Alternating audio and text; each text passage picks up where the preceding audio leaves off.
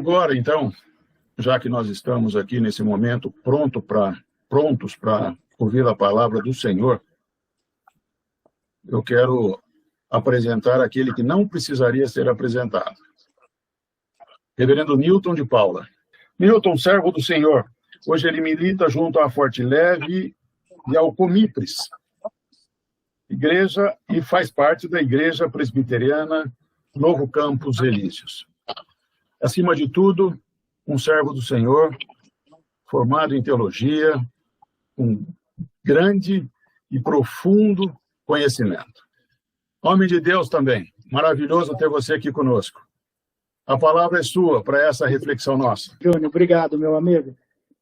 Meus irmãos, boa noite a todos. Que a graça e a paz de Cristo estejam com cada um de nós. É um prazer estar aqui com vocês. Estamos caminhando aí pela graça do Senhor aí e tendo uma experiência maravilhosa com Deus e com os irmãos, com os funcionários na empresa. E o Senhor tem ministrado muito ao nosso coração. Confesso que eu tenho recebido mais do que dado, do que doado, né? Deus tem sido muito generoso e como Deus tem ministrado ao meu coração nesse trabalho de capelania, junto aos funcionários da empresa, junto aos meus irmãos aqui. Louvado seja Deus por isso.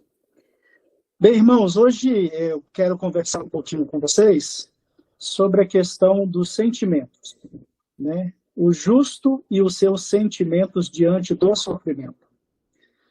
Então, eu peço aos irmãos aqueles que podem aí abrir no livro de Salmo de número 13.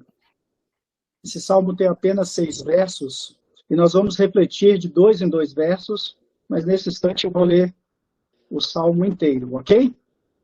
Diz assim a palavra do Senhor. Até quando, Senhor, esquecer-te-ás de mim para sempre? Até quando ocultarás de mim o rosto? Quando estarei eu relutando dentro de minha alma, com tristeza no coração em cada dia? Até quando se erguerá contra mim o meu inimigo?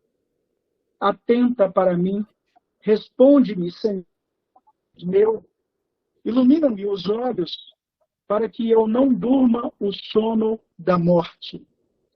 Para que não diga o meu inimigo, prevaleci contra ele. E não se regozijem os meus adversários, vindo eu a vacilar. No tocante a mim, confio na tua graça. Regozije-se o meu coração na tua salvação.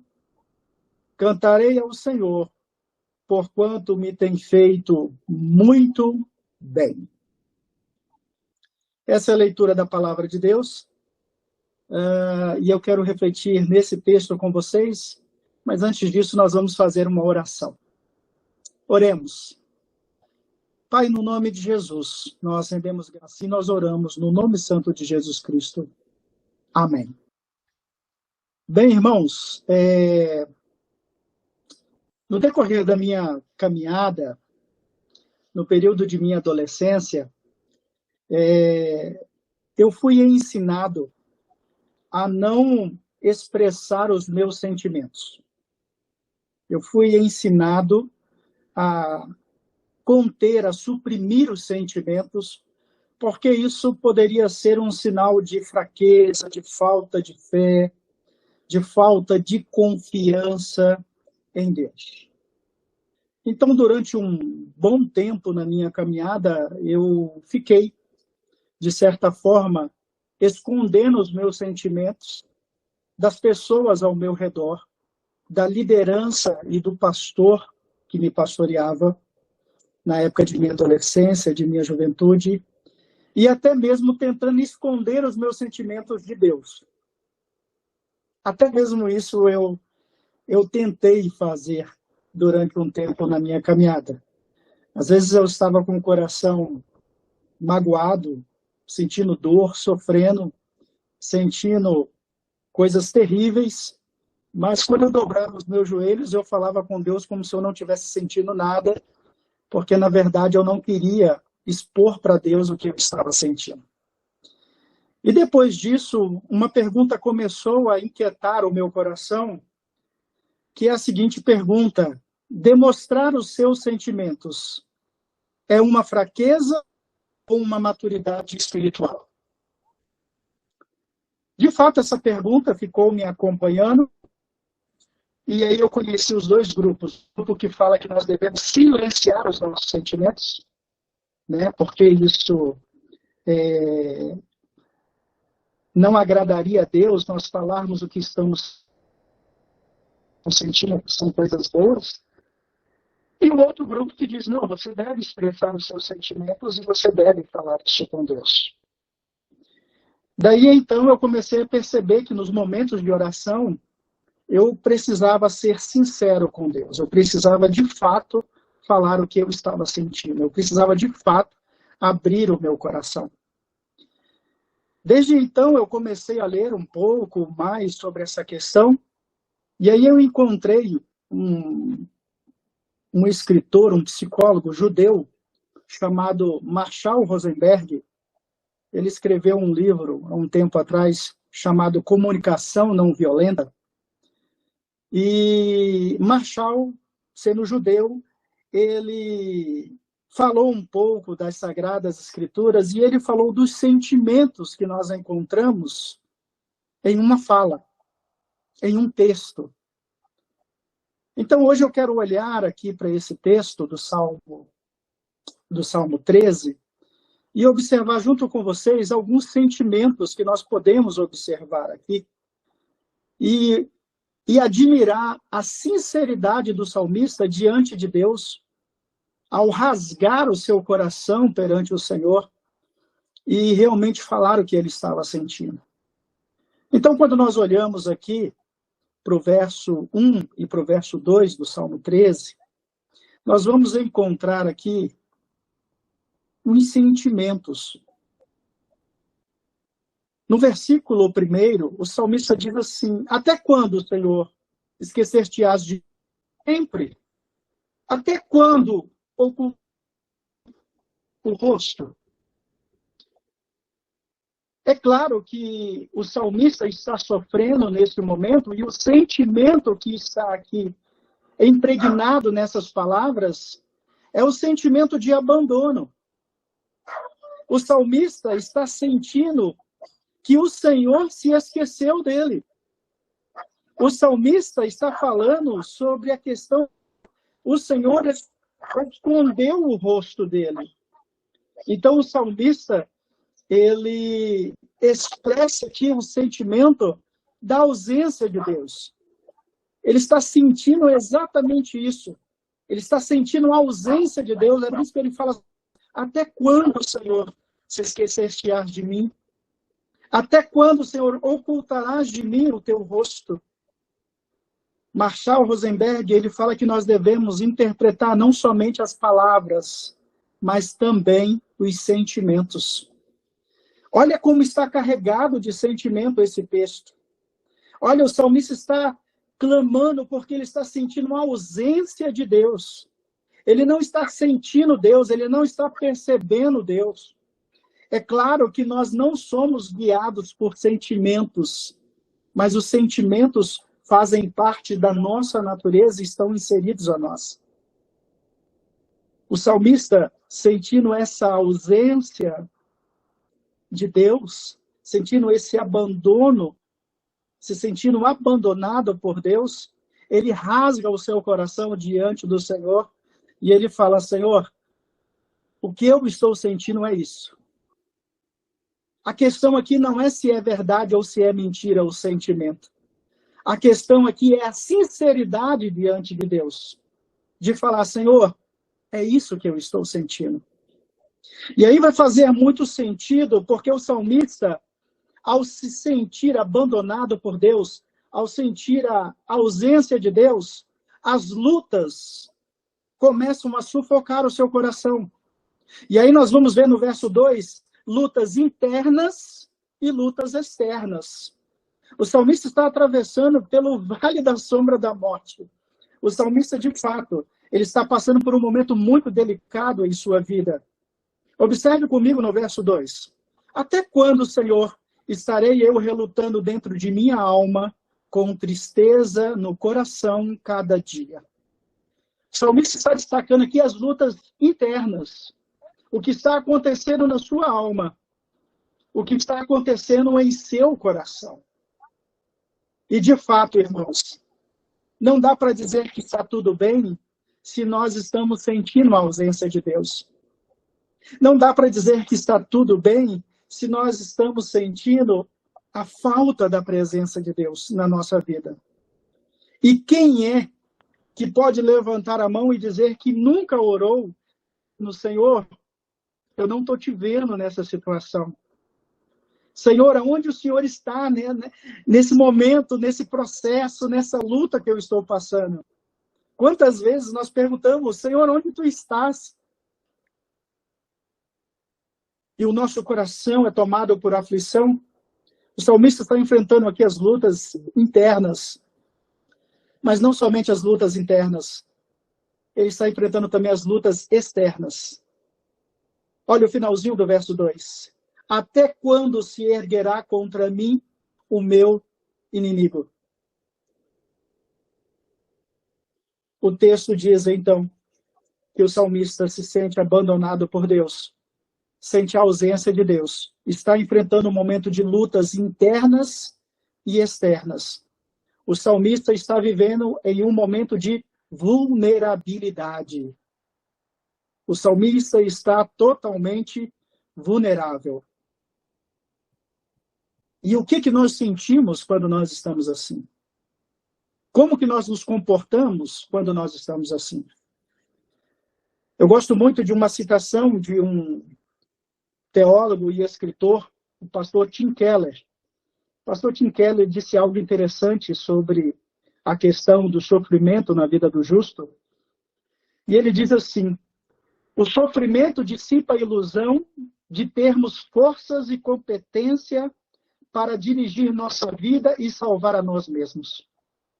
As pessoas se transformam em nada por meio do sofrimento, de modo que possam ser preenchidas por Deus e sua maravilhosa graça. O salmista, ele está sofrendo, enfrentando lutas internas e externas. Ele está em um momento de vulnerabilidade, mas ele está em um tempo de oração. E eu aprendi, irmãos, que no momento de uma oração, tudo pode mudar. Tudo pode mudar a partir de uma oração. Porque Deus, ele está atento ao nosso clamor. Deus, ele está atento às nossas orações. O ouvido do Senhor não está gravado para que não nos possa ouvir, nem as suas mãos estão encolhidas para que não nos possa salvar. Daí, então, nós vamos para o verso 3 e o verso 4. E aí você vai olhar para o verso 3, que o salmista, ele começa, então, a clamar ao Senhor. Mesmo se sentindo abandonado, mesmo sentindo a ausência de Deus, mesmo com lutas e aflições internas e externas, mesmo no momento de vulnerabilidade, o salmista sabe que ele precisa falar com o Senhor. Ele sabe que ele precisa conversar com o Criador. E aí o salmista diz assim: atenta para mim, responde-me, Senhor, Deus meu. Ilumina-me os olhos, para que eu não durma o sono da morte, para que não digam meu, prevaleci contra ele, e não se regozijem os meus adversários, vindo eu a vacilar. Que o salmista começa a clamar ao Senhor, ele começa a suplicar ao Senhor, pedindo a Deus que o responda. Ele precisa da palavra que vem do alto. Ele precisa da palavra que vem do Senhor. Ele precisa da palavra que vem do próprio Deus. E ele pede, Senhor, responde. E ele sabe, mesmo ele se sentindo abandonado, mesmo ele sentindo a ausência de Deus, ele sabe que ele tem um Deus. Olha a expressão que ele usa, Deus meu.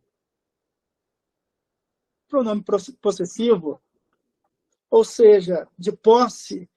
Eu tenho um Deus, eu sei que há um Deus que cuida de mim.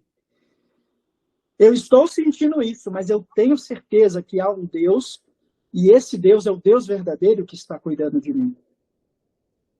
E ele diz: Deus meu, ilumina-me os olhos para que eu não durma o sono da morte. O salmista não quer cair em uma situação de total desconexão com Deus. Ele não quer cair no sono da morte. Aqui pode ter alguns significados, dentre ele o sono espiritual, a morte espiritual, mas também a morte física, porque no contexto ele fala sobre adversários, ele fala sobre inimigo. O salmista pede ao Senhor, então, que ilumine os seus olhos, para que ele não durma o sono da morte. Ele sabe que ele precisa de uma ação divina, ele precisa de uma intervenção divina para que mude o destino, para que mude a direção em que ele está caminhando. Porque ele não está bem. Ele sabe que se Deus não agir, se Deus não intervir, ele vai acabar morrendo espiritualmente. Ele já deixou isso claro no verso 1 e 2. Então ele começa a clamar ao Senhor porque ele precisa de direção, ele precisa que Deus ilumine os seus olhos para que ele permaneça com o foco exato, para que ele permaneça olhando para o alvo, que é o Senhor. Mas ele não pede apenas essa questão da direção para que Deus intervenha no seu caminhar. Ele pede também firmeza. Ele pede que o Senhor venha ajudá-lo para que ele não venha a vacilar e os seus inimigos se regozijarem. Olha que interessante, o salmista não pede a Deus o livramento com relação aos seus inimigos o derrubar. O salmista não está com medo dos inimigos derrotá-lo, mas o salmista está com receio dele próprio vacilar. Porque uma coisa é o inimigo te vencer, outra coisa é você vacilar e cair. São contextos e ideias diferentes. E o salmista está clamando a Deus. Irmãos, quando eu olho para esses dois versos, o 3 e o 4, eu vejo explicitamente, eu vejo claramente o sentimento de dependência. O salmista aqui está expressando a sua dependência. Não é somente as palavras, mas os sentimentos que estão por detrás delas. Ele está mostrando aqui que ele não é nada sem o Senhor. Ele está declarando aqui, através dos seus sentimentos, que ele não consegue e ele não vai prosseguir em direção ao alvo se o Senhor não iluminar os seus olhos e se o Senhor não fortalecer. É um sentimento de dependência. E aí eu concordo com o judeu Marshall Rosenberg, eu concordo que nós temos que interpretar não somente as palavras, não só apenas as palavras, mas também os sentimentos. O salmista está lidando com o sofrimento. E ele expressa no verso 3 e 4. Ainda que ele estava se sentindo abandonado por Deus, ainda que ele se sentia, ou melhor, sentia a ausência de Deus, ele ainda assim clama ao Senhor. Ele ainda assim busca em Deus a sua restauração, a sua renovação espiritual, o combustível para continuar na caminhada. É interessante que nesse texto, João Calvino, ele fala algo bem interessante sobre isso. E João Calvino fala assim, sobre esse texto, Salmo 13. Ele clama dizendo que Deus não o levará em conta. E, no entanto, por sua própria queixa, ele fornece evidência de que a fé o capacitará a pôr-se em lugar mais alto e chega à conclusão de que, ao contrário do juízo da carne, o seu bem-estar do salmista, o seu bem-estar estava seguro nas mãos de Deus. Exatamente isso que nós vemos. O salmista, apesar de estar lidando com situações complicadas, momentos difíceis, e os sentimentos que estavam presente em seu coração, ele não oculta esses sentimentos de Deus, mas ele revela o que ele está sentindo para Deus. E é nesse ponto, irmãos, que eu volto aqui no período da introdução, é que várias vezes eu não fui sincero com o Senhor em minhas orações. Muitas vezes eu não tive coragem de fazer o que o salmista aqui fez, de falar o que de fato estava sentindo. Quantas vezes com o coração quebrado, moído, ia falar com Deus como se nada tivesse acontecendo. Como se eu estivesse super bem. E eu imagino Deus olhando para mim e dizendo: meu servo, as palavras da sua boca não estão conectadas com o seu coração. Precisamos de falar com o coração quebrantado. E isso envolve sinceridade diante do Senhor. De falar com Ele o que de fato nós estamos sentindo. O salmista fez. O salmista expressou que se sentia abandonado, sentia a ausência de Deus, mas ao mesmo tempo ele foi clamar e expressou o seu sentimento de dependência do Senhor. Agora vem o verso 5 e o verso 6. E agora o salmista vai terminar o capítulo, o Salmo 13, de uma forma totalmente diferente de que ele começou. Agora, quando você olha para o verso 5 e o verso 6, olha o sentimento que está presente nesses dois versos. Olha o que o salmista diz. No tocante a mim, confio na tua graça. Regozije-se o meu coração na tua salvação. Cantarei ao Senhor, porquanto me tem feito muito bem. Vou ler novamente. Aquele salmista que começou o salmo, no verso 1, dizendo: até quando, Senhor, ocultarás de mim o teu rosto? Até quando, Senhor, se esquecerás de mim?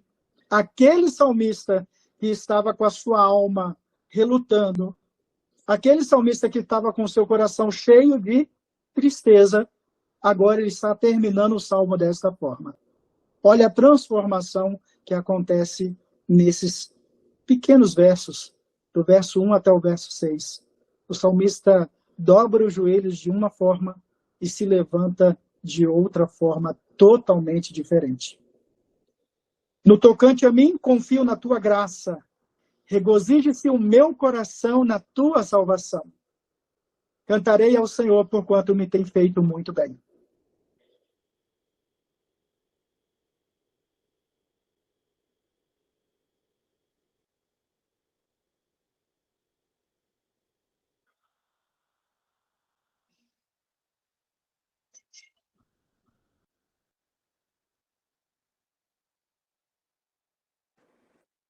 Voltou, irmãos? Estão me ouvindo bem?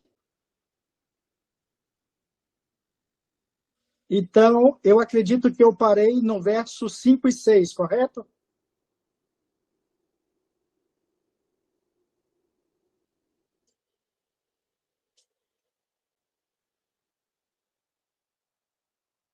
Irmãos,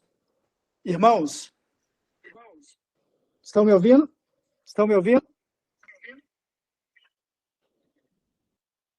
Então, amados, vejam bem, o salmista agora ele vai falar sobre confio na tua graça. E a palavra graça aqui, ela me chama muita atenção. Normalmente eu não tenho o hábito de fazer isso, mas eu acho que aqui vale a pena, porque aqui é um grupo seleto, é um grupo de pessoas que estudam a palavra de Deus, então eu acho que vale a pena falar sobre isso. No tocante a mim, no verso 5, o salmista diz assim: confio na tua graça. A palavra graça aqui no original, no hebraico, significa hesed. Essa palavra é uma chave hermenêutica em todo o Antigo Testamento. Hesed é a palavra que expressa o amor leal de Deus. O hesed, ele é usado somente quando Deus faz aliança com o seu povo. Então, o hesed foi usado quando Deus fez uma aliança com Abraão. O hesed foi usado quando Deus fez uma aliança com Davi. O significado dessa palavra hesed é o amor leal, é um amor infalível de Deus, usado frequentemente do amor de Deus que está relacionado à sua aliança. É usado quando Deus é o sujeito da ação. Então, quando Deus ele faz uma aliança com o seu povo, ele é o sujeito da ação. A ação é dele, o agir é dele, o mover é dele. Esse é o hesed, é o amor leal de Deus, é o amor infalível de Deus, que Deus realizou e fez uma aliança com o seu povo. O salmista ele se alegra porque ele olha para a aliança que Deus tem com o seu povo. Ele enfrenta os seus sentimentos, ele enfrenta os seus desafios, ele enfrenta as lutas internas e externas, confiando no amor leal de Deus, confiando no hesed. Essa aliança que é inviolável, essa aliança que Deus não quebra, esse amor leal que Deus revela para com o seu povo. O salmista olha para a aliança que Deus tem feito com cada um de nós. E talvez aqui esteja o segredo, meus amados irmãos e irmãs, de olharmos para a aliança que Deus tem feito conosco. Deus tem uma aliança com o seu povo, Deus tem uma aliança com a sua igreja. Deus tem uma aliança com cada um de nós. E essa aliança ela não pode ser quebrada, ela não pode ser violada, ela não pode ser desfeita, porque Deus é o agente dessa ação. É o amor de Deus e não o amor humano. Então eu posso descansar nesse amor. O salmista, ele passa por uma transformação fantástica quando chega no verso 5. E é por isso que no verso 2 ele fala que o seu coração está tomado de tristeza. Agora no verso 5 ele fala que o coração dele se regozija com a salvação. Olha que mudança, meus irmãos. Quando nós olhamos para o local certo, quando nós olhamos para o alvo, quando nós olhamos para o amor de Deus revelado em sua aliança, aliança que ele faz com o seu povo, não tem como o nosso coração saltar, pular da tristeza para a alegria, do pranto para o regozijo. Essa mudança é notória. E o que o salmista vai fazer? Quando ele sente isso, ele vai cantar ao Senhor. Cantarei ao Senhor, porquanto me tem feito muito bem. Essa é a conclusão que o salmista chega. Mas eu consigo ver, irmãos, nesse salmo, apenas de 6 versículos, eu consigo ver a mudança que acontece quando nós começamos a orar e a falar com Deus. Mas não é uma oração que fica escondendo os sentimentos. É uma oração que rasga o coração e fala, Senhor, pode não ser isso, mas eu estou sentindo isso. Tem que ter muita sinceridade para falar isso com Deus. Tem que ter muita sinceridade e falar, Senhor, o que eu estou sentindo? Eu estou me sentindo abandonado. Eu estou sentindo a tua ausência. Até quando, Senhor?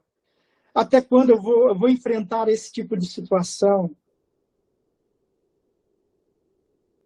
Quando nós temos essa postura de falar com Deus e expressar os nossos sentimentos ao Senhor, e aí eu não vejo como fraqueza, eu vejo como maturidade espiritual.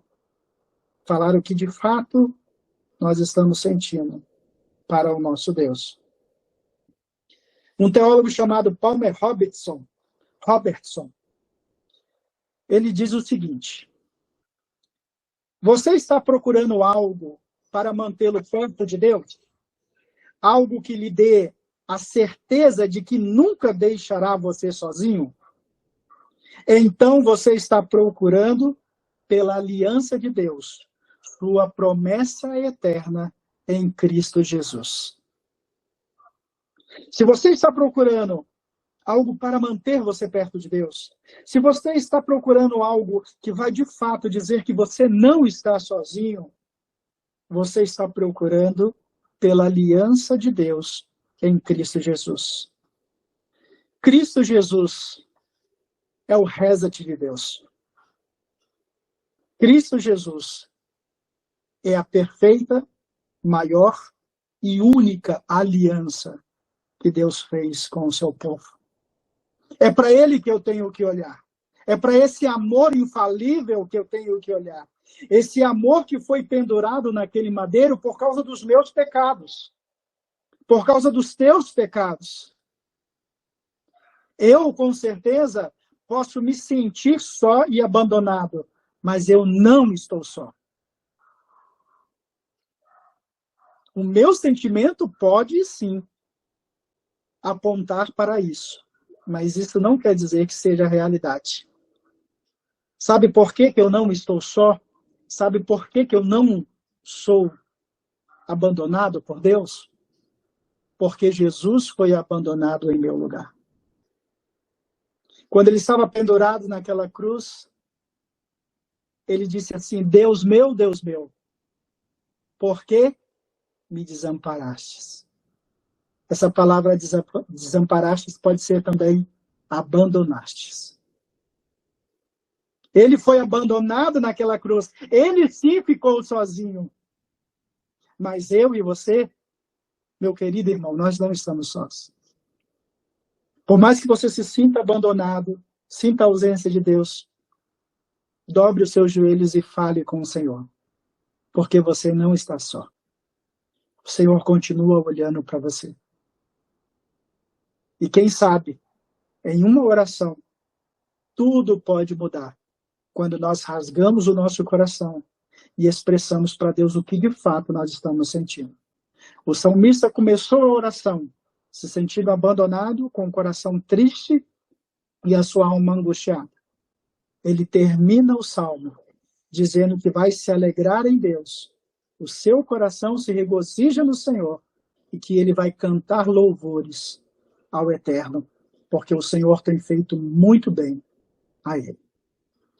Irmãos, que o Espírito de Deus possa ministrar e continuar aplicando essa palavra ao nosso coração. Mas eu destaco essa questão de interpretarmos não somente as palavras, mas também os sentimentos. Isso no trabalho de capelania faz muita diferença quando você está orientando, aconselhando e discipulando um colaborador dentro de uma empresa. Ouça os sentimentos que estão impregnados, que estão presentes na fala dessas pessoas. Que Deus nos abençoe e nos fortaleça. Eu volto a palavra para o meu amigo Júnior.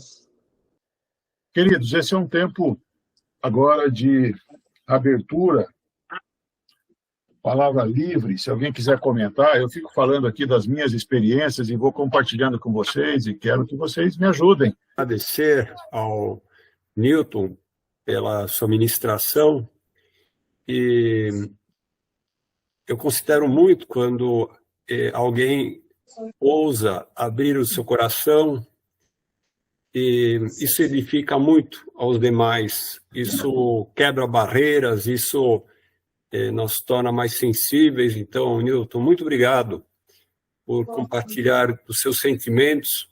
Muito bom poder rever os amigos aí, Maria, Leica, Deus te abençoe, nosso irmão Cleofas e pastor Newton, Dilanei. Que palavra tremenda de Deus. Que Deus siga usando a tua vida, fortalecendo. Você sabe que eu sou um admirador teu, nós já conversamos isso semana passada, né? E realmente é uma bênção escutar, e Deus siga prosperando o teu caminho. A gente orava e nenhum sinal. E aí ele colocou você nesse contexto. A Vilmar me disse, olha, Dilanei, o Newton é uma pessoa de valor, é um pastor lá do Espírito Santo, e nós precisaríamos, de alguma forma ou de outra, incluí-lo no ambiente da capelania empresarial.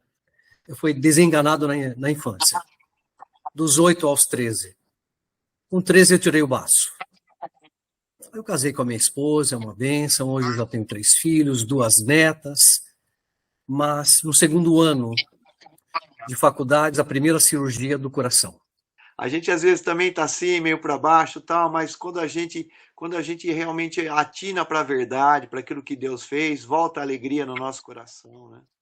Quando a gente olha o sofrimento do próximo. De fato, o Senhor ministra através de vocês e a gente se sente alimentado, corrigido no rumo. Quantas vezes a gente analisa o agir de Deus pelos nossos sentimentos. Atuar como capelão, propriamente, às vezes tem sido uma barreira, mas hoje eu levo aqui a mensagem de não desistir.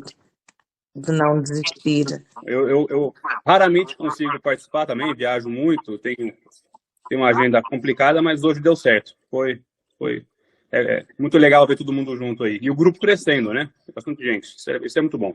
Fazer efeito, e em alguns momentos já experimentei isso lá na capelania hospitalar, de chegar na porta do hospital e falar assim, eu não sei o que eu vim fazer aqui hoje, porque eu não tenho nada para dar para essas pessoas, né? Foi um dia muito difícil, e lá dentro ver que pessoas, né, ouviram a voz de Deus e falaram assim, foi Deus que te mandou aqui. Né?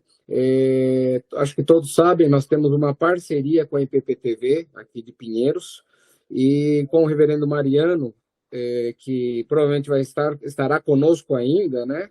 O próximo mês, se não me falha a memória, no próximo encontro nosso, do mês de novembro, o reverendo Mariano, lá de Pinheiros, da Junta Missionária.